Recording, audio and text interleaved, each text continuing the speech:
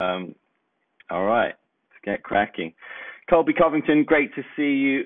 Big fight for you, but it was a surprise how this one came about because you were right in line for that title shot, but you've agreed to fight Robbie Lawler. So how did that come about? It came about because, someone needed to save the show, and what bigger name and bigger star than to save the show than me. And since Marty Fake Newsman's out there faking injuries and he doesn't want to fight me, I might as well just go fight the biggest guy, the biggest name in the division, Robbie Lawler.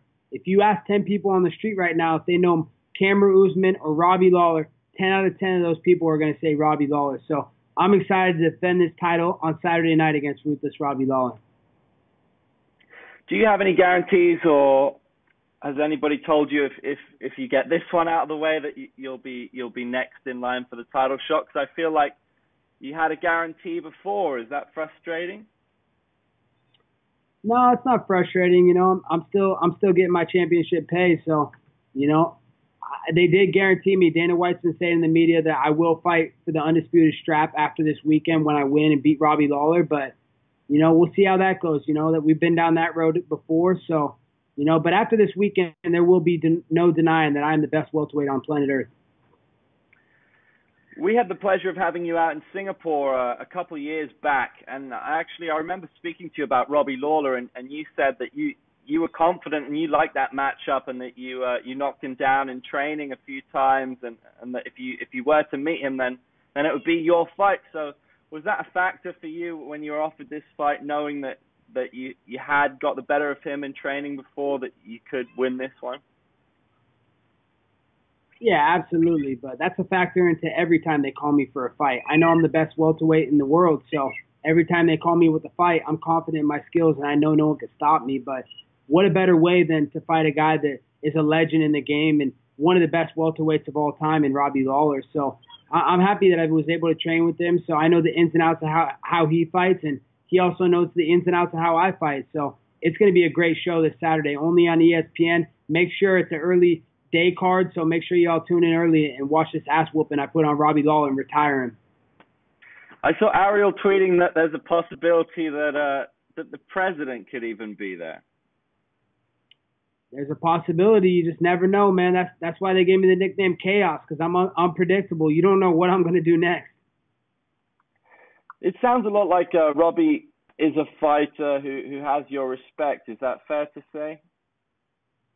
Yeah, that's fair to say. The list of accomplishments and accolades that he's accomplished in this sport, he definitely has the biggest power and the biggest hands in the division. So, he's a scary guy, man. He's definitely given a lot of guys nightmares and taken a lot of guys' souls, but not this weekend, man. It's all respect before we step in that cage, but I'm going to treat him like my little brother on this Saturday. Are you at all worried that maybe Masvidal is going to come in and take this title shot, given what we're hearing, reports that he could be next in line? No, not at all. He's on a 2-fight winning streak. He was almost losing his job last year. He lost to Damian Maia, and I had to go avenge that loss for him and beat Damian Maia and leave him in a pool of his own blood. So, I'm not worried about him taking a title shot. And frankly, I already got a title. So, I'm just going to keep defending my title. I'm America's champ. I'm the people's champ. And I'm also Donald Trump's favorite fighter. So I'm not worried about anything but myself. Do you think ATT is the best team in the world right now, given the year that you and Jorge have had and other fighters as well?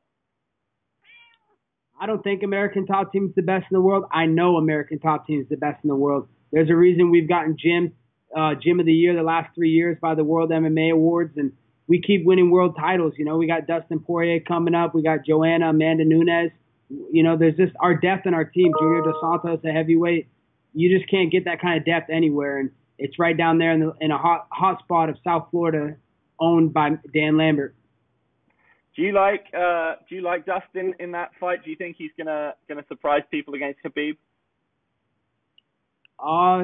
Yeah, it's an interesting fight. He's got the best training partners and training coaches at American Top Team available to him. So, it's going to be a great night for American Top Team. We're going to keep fighting for world titles and winning world titles. And you can never count anybody out from American Top Team. As long as they're training at American Top Team, they give themselves a very good chance to win a fight. So How do you see this fight with Robbie going? He's very well rounded, but you're well rounded as well. Do you think you get the credit you deserve for being well rounded? Given that we know you like to wrestle, we know you can wrestle, but how do you see this going? Do you think it's going to go to the ground?